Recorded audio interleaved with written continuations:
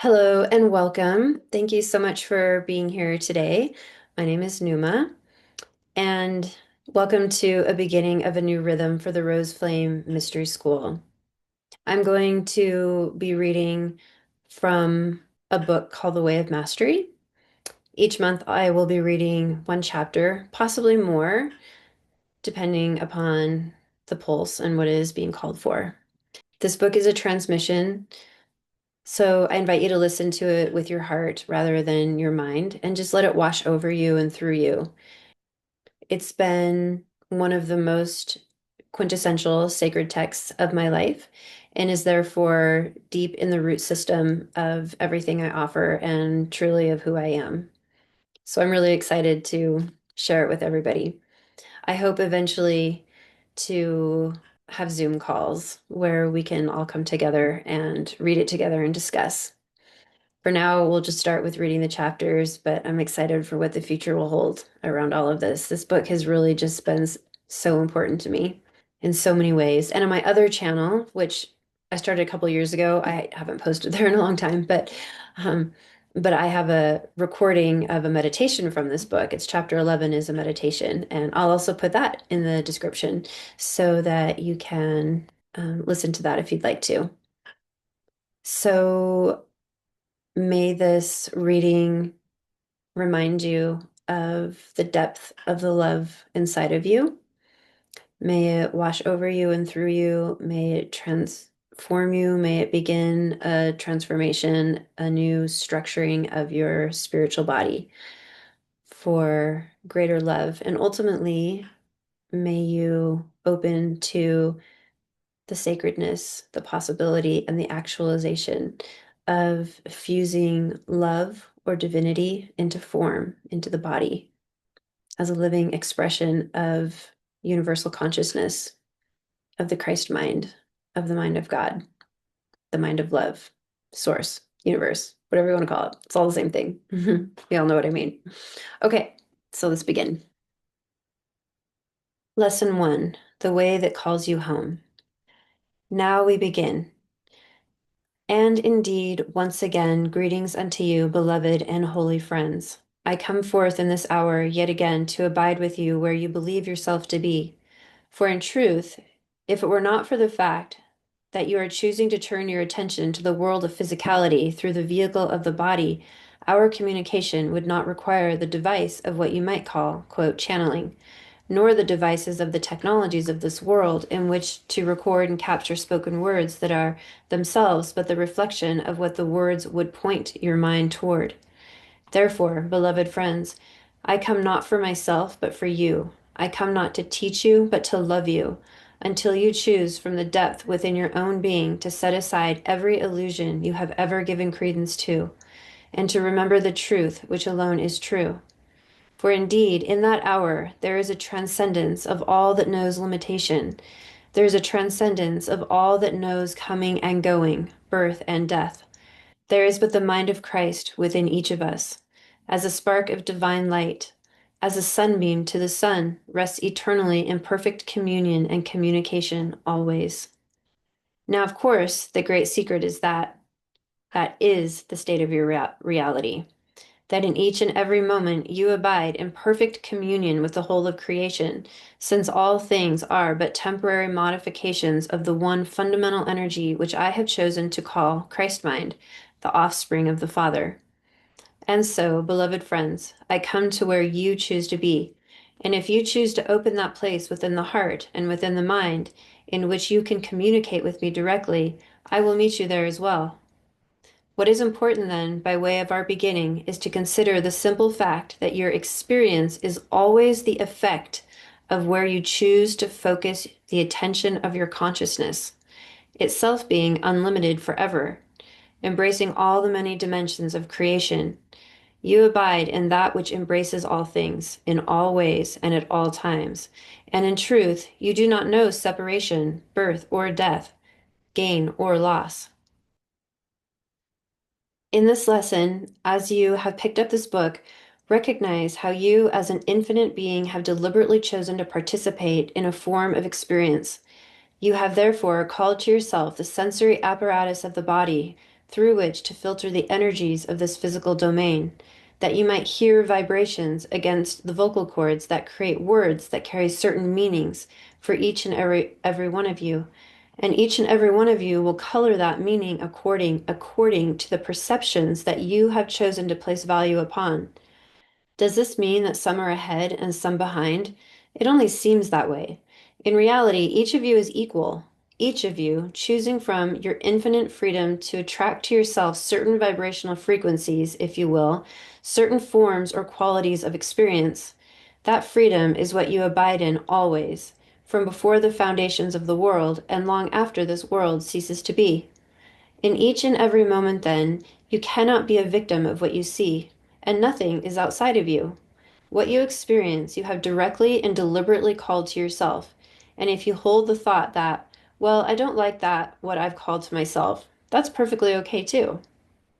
For then you have called to yourself the experience of being in judgment of yourself.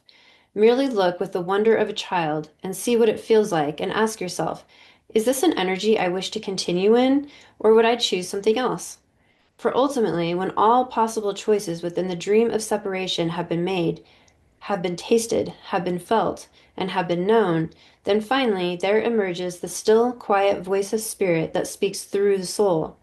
And we'll come back to that, whispering of the one truth and the one reality, the one love, the one peace, the one bliss that is continual. Then the soul begins to turn from the things of this created world. It begins to withdraw its attention, as it were, from its attachments to all of the things it has called to itself. It begins to transcend its sense of identification with the vibrational frequencies it had only meant to play with, and then took seriously.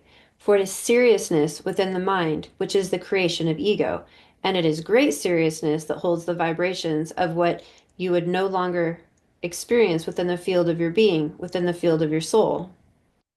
And as you, as the soul, the individual divine spark, begins to choose to withdraw the attention, to withdraw the value you have placed upon all things, and as you learn to simplify the nature of your own consciousness, as you begin to realize that you can surrender into something that seems beyond you, then you can entrain the insane thought of trusting the invisible.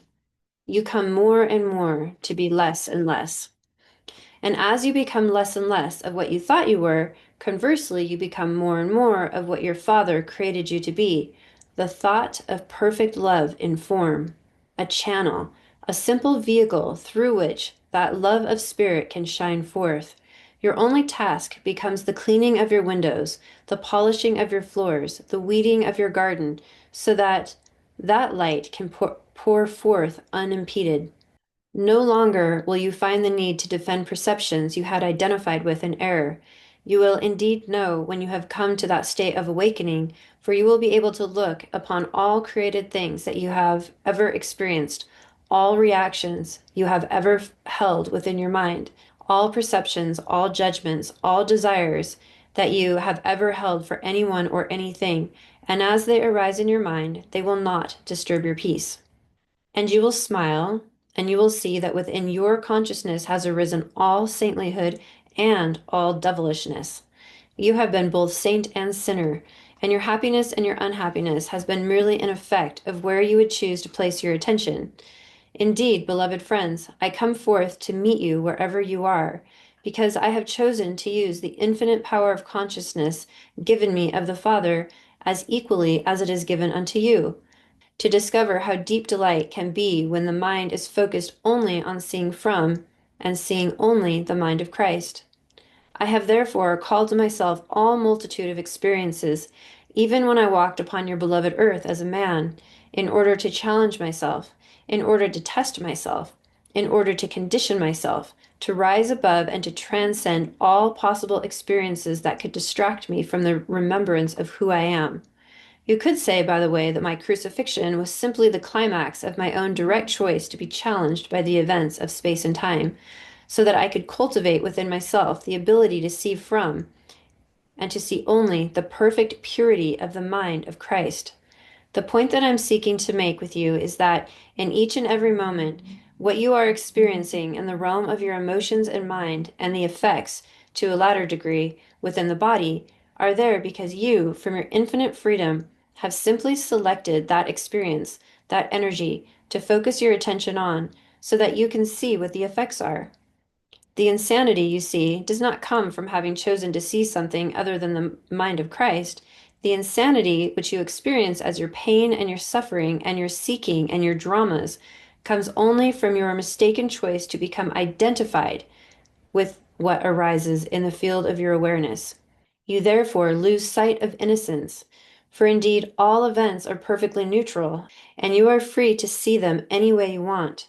When a child is born, and many of you who are mothers know this, you can experience a depth of joy that is unspeakable. Likewise, you can also experience fear and contraction at the thought of having to be responsible for a child. When a loved one dies and you experience grief and suffering, rest assured it is because you have chosen to contract your attention so that all you can see is the loss of an animated body, and thereby convince yourself that you have become separated from the loved one. I speak from experience when I share with you that separation is an illusion, and when death occurs in your plane, in that very moment, you still have the power to choose to recognize that something has changed and to shift your attention to a different faculty that the body could never possibly contain, in which you perceive and hear and communicate with that spark of divine light, the soul, that seems to have given up the idea of trying to keep a physical form animated. It is therefore imperative, and in fact, it is the very first step on what we are going to begin to call the way of the heart. The first step in awakening. The first step in awakening is to allow into the mind the thought, the axiom, the truth, that nothing which you are experiencing is caused by anything outside of you. You experience only the effects of your own choice. For you see, during the first part of this teaching, we will be building lesson by lesson on what I'm choosing now to call the way of the heart. It is the way unknown to the world. It is a way unknown to many that would call themselves spiritual teachers. For it is not a way of resting on or becoming dependent on magical means. It is rather that pathway which cultivates within you the decision to turn your attention upon your own mind, upon your own behavior, upon what is true and real for you, moment to moment, to study it, to consider it, to feel it, to breathe the light of spirit through it, and to constantly retrain the mind so that it assumes complete responsibility in each moment. And why is this necessary? Because without it, there can be no peace. Without it, you cannot transcend the false identifications that you have chosen. To use perhaps a simpler form of your language, you need to come to the point where you can say to yourself, I've done this to myself. I did it. I must correct it. No one is to blame. The world is innocent. In the coming lessons, we will be communicating with you more and more deeply the finer points, if you will, of the way of the heart. For it is that way that was taught to me, and it is that way to which I have pointed you with many, many clues. It is that way that brings about the reversal of every thought you have ever had about anyone or anything.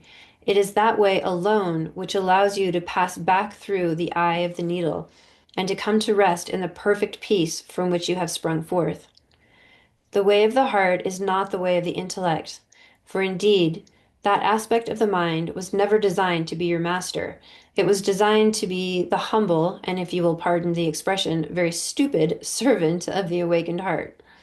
The heart is that which feels all things, embraces all things, trusts all things, allows all things. The heart is that in which the soul rests eternally. The heart is that which is beyond space and time, and is that spark of light in the mind of God which is called Christ, and only in that will you find the peace that you seek. You will discover then that the pathway of awakening is not a pathway of avoidance, but a pathway of truthfulness. It is not a pathway of accomplishment and pride, but a pathway of releasing from the consciousness every hope and every wish to be special, to see yourself as having made progress, so that you can pound a fist upon your chest and spread the tail feathers. It is a transcendence of the hope of somehow getting God's attention, so that God will look upon you and say, Oh, you've been such a good person. Oh, my goodness. Yes. Well, I think we'll allow you into the kingdom now. It is a way in which you will come to cultivate, regardless of your inner experience or degrees of awakening, to cultivate the willingness and the art of returning to the simplicity of empty-headedness and not knowingness with each and every breath. It is a way of life in which all things and all events become an aspect of your meditation and your prayer until there is established once again within you the truth that is true always. Not my will, but thine be done. For of myself I do nothing, but my Father does all things through me. Imagine then a state of being in which you walk upon this world seemingly appearing like everyone else, and yet you are spacious within, you are empty within. In truth, you desire nothing, though you allow desire to move through you and you recognize it as the voice of the Father, guiding your personality, your emotions, and even the body to the places, to the events, to the people, to the things, to the experiences through which the tapestry of the atonement is being woven, through which all of the children of God are called home again. And you trust the complete flow of that, whether you are asked to give a speech in front of 10,000 people, or you're asked to tell a friend the truth of your feelings, or whether or not you are perhaps asked to sweep the streets and live penniless. For in truth, that mind that trusts the source of its creation allows all things, trusts all things, embraces all things, and transcends all things. Rest assured then, whenever you feel frustration and anxiety, it is because you have decided not to trust the truth, and the truth is simply this: only the source within knows your path for salvation. Your way must always fail, and your way begins with the illusory and insane assumption that you are a separate being from the mind of God and must therefore direct your own course. For if you are sick and diseased and not at peace, why would you decide that you know how to create peace? It requires great humility to accept the first step of the path. I have done all this, I must undo it. But I have no idea how I did this. Therefore, I must surrender to something else. Okay, we are being joined by my cat. This is Panther. Hi, Panther. Yeah, so don't mind his tail. He's gonna sit on the book. Hopefully I can still read. Okay. You're gonna sit down? Okay, so this is Panther. Here's his little face. Oh, yeah.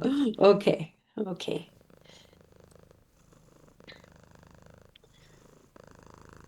I want to give you this thought, even as I gave it to this, my beloved brother, some time ago. And the thought is this, and I would ask that you consider it well. What if the very life you are living and each experience that is coming to you now, since the moment you decided, I've got to awaken here? What if everything was being directly sent to you of Source, because Source knows what is necessary to unravel within your consciousness to allow you to awaken? What if the very things you are resisting are the very stepping stones to your homecoming? What if you achieved a maturity along the pathway in which you were finally willing to let things be just as they are? And if it was necessary to sweep the streets, you simply took a deep breath and said, Father, Source, you know the way home, and therefore began sweeping. And up into that mind comes the thought, oh my God, I won't be recognized. I won't stand out. People won't think I'm special if I'm just a street sweeper. And you recognize, aha, no wonder my mother wants me to do this. I've got to flesh this up so that I can look at it, disidentify from it, and learn to be the presence of love in the sweeping of the streets. For in truth, I tell you, the least of these among you, according to your perception, is already equal to the greatest, and there is none among you who is less than I am. And so the way of the heart begins here. It begins by accepting the humility that you've created quite a mess within your consciousness. You've created a labyrinth. Yeah. Yeah, created quite a labyrinth and gotten lost within it, and you don't know the way back. That of yourself you can do nothing, for all you've managed to achieve is the creation of a whole lot of insane dramas that are, in truth, occurring nowhere except within the field of your mind. They are like chimeras, like dreams. In truth, there is no difference between a waking state in which you would be the director of your life and the dreams you have when your body sleeps at night. They are both the same thing. I wish to direct you to peace, even that peace which forever transcends the understanding and comprehension of the world. I desire, because my source desires it through me, to bring you wholly to where I am, that you might discover there is someone that got there ahead of you. And when you look closely, you go, ah, it's myself. I've always been there, but I forgot. And in the end of all journeying, in the end of all purification, and indeed purification is still necessary, you will discover that to awaken means to have journeyed nowhere. It means to have arrived at a goal that has never changed. Awakening is only remembrance, but it is a remembrance not just of the intellect, for it is not an idea as you would understand ideas. It is an idea that vibrates through the whole field of your beingness, so that even the cells of the body, while yet the body remains coalesced together, in its present form, even the cells of the body awaken and relax into the truth that is true always. The way of the heart. If you were a gardener, would you not cultivate the art of weeding your garden? Would you not look to see that the soil is just the correct dampness? Would you not keep your eye on the clouds on the horizon in the heat of the day? Would you not cover the delicate plants that need protection while they grow strong? And if those that would come would not respect your garden, would you not ask them to leave or build a temporary fence until the garden is strong enough, until it bursts forth with enough fruit so that you can give to even those who do not respect it? Be you therefore a wise gardener. Cultivate a deep love and respect for yourself. For you are not here to fix the world. You are not here to fix your brother or sister. It is only love that heals. And until you have loved yourself wholly by having purified the mind of every erroneous thought you've ever held, until you've loved yourself, you do not, in truth, love anyone or anything, save in those brief moments when you let your guard down and the love of God shines forth through you so quickly you don't even know what happened. For the wise gardener cultivates a state of consciousness in which the love of God is unimpeded. Beloved friends, those of you who have elected to answer a call to participate in this pathway with this family, if you would make your commitment to trusting your Creator for having set before you a pathway that can indeed lead you home, you will indeed arrive at home. But commitment means that you don't get to leave the room when the shouting begins. The shouting we're speaking of is the shouting within your own mind, within your own body, within your own emotions, that you will stay with these things by being honest about them and loving yourself for ever having the power to even create such insane perceptions of yourself and the world around you. The way of the heart is the final pathway that any soul can enter. There are many stages of awakening. There are many pathways that can be followed, but ultimately all roads lead to Rome, so they say. Eventually, each soul must find its way into the way of the heart and come back to the truth that it's time to take responsibility, to learn to cultivate the ability to look upon the deep and vicious blackness of what I have called the ego, which is nothing more than the cesspool of denial. It is that which lacks light, and begin to bring light back to it by simply observing your own mind, your own behavior, your own reactions with a sense of wonder, with a sense of innocence, with a sense of childlikeness. For is it not written that you must again become a little child to enter the kingdom? The little child simply marvels at all they see. Well, how about that? Can you imagine looking upon the deepest, darkest parts of your own shadow, your own denials, and being able to say, oh, how about that? Remember then that everything is neutral, and in truth, all that which arises within your consciousness has no effect upon the truth of your reality. The way of the heart, then, is a way of cultivating the decision to become identified with the light that can shine away all darkness, not by fighting with it, but by recognizing it, embracing it as your own creation, and choosing again. The way of the heart is the way that I teach. And now we begin a more focused, shall we say, in-depth study to cultivate together that way of the heart might become established within your holy mind. And we will be drawing indeed upon many sources. There may be some surprises according to who may choose to speak to you through this vehicle. But rest assured, at all times and in all ways, I have committed myself to gently directing the birth and the manifestation of what you have come to call Shanti Christo. The idea was given by me, and what I give, I nurture, and what I create together with you, I do not abandon. Therefore, you will find that I will be here always. We will have yet to see whether you will be. The way of the heart calls you home. Remember then always that the truth is true always. Is it not time, beloved friends, to truly step into ownership of your own reality? The way of the heart does not know the word of avoidance. Uh-oh. Don't walk up there. Okay, excuse the kitty interruption. This is the kitty. This is Panther. He wants to say hi to everybody. Oh, oh, sorry. Okay. Meow. Okay. Okay.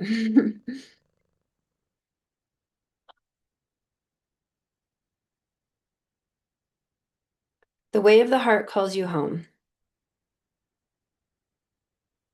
Remember then always that the truth is true always. Is it not time, beloved friends, to truly step into ownership of your own reality?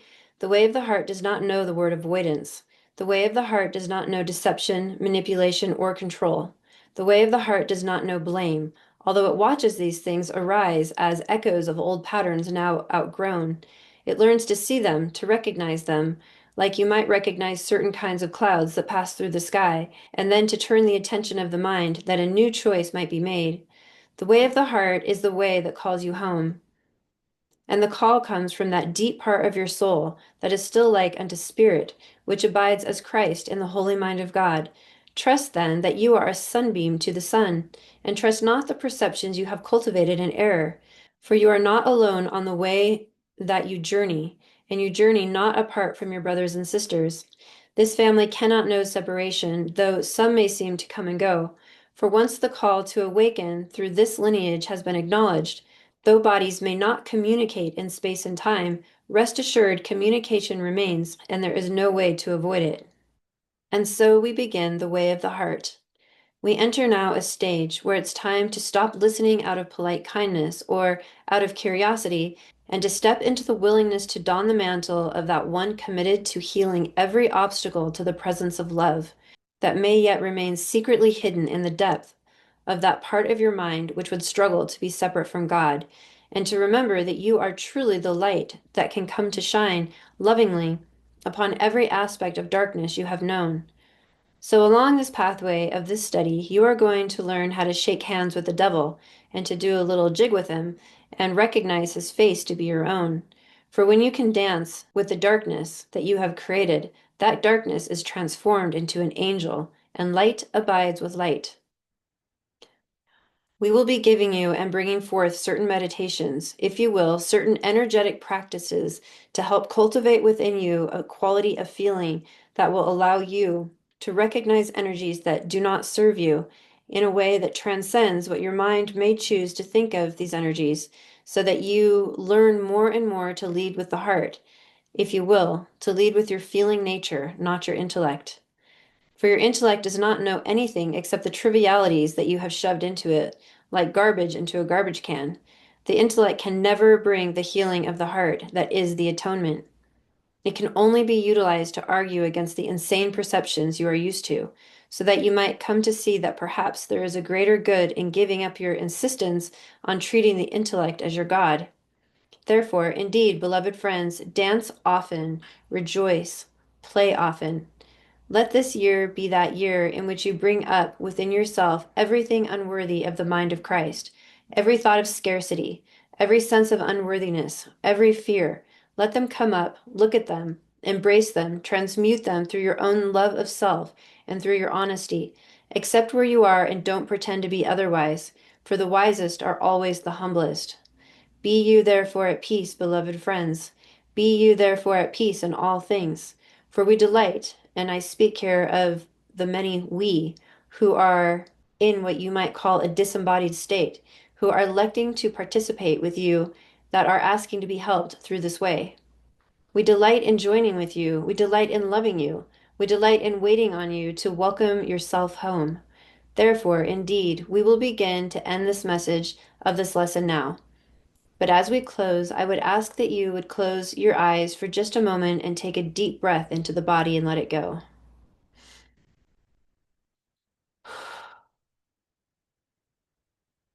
And as the breath leaves the body, hold the thought that there is nothing worth holding on to any longer that keeps your peace and happiness at arm's length. Become committed, become fully committed to the experience of happiness, even as you've been fully committed to unhappiness and limitation and lack. Give your Creator full permission through this study to sweep the basement clean. There really isn't anything down there worth defending or protecting.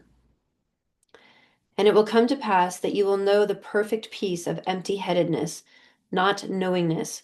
You will know what it means to be relieved of time and to be comforted by what is eternal. Peace be unto you always, and never once let yourself think that you are alone. It is what they call, what is the word you have? Haberdash. What is this haberdash? That is an interesting term. It is nonsense for you to think that I'm not with you. You have asked. I picked up the phone. We are in communication. That is the way it is. That is the way it will be until the end of all illusion. Amen. So that was chapter 1 of The Way of Mastery. And may this transmission wash through you like light through water. May you feel changed and liberated and reminded and awakened to the truth of who you are. Thank you again for being here with me, and especially in these times where the whole world is just going completely bonkers in such a big way. It's so nice to just have a place we can all come together and remember what is actually true and be centered in reality and feel together the pulse that they forgot to code for. The divine in me sees the divine in you. Namaste.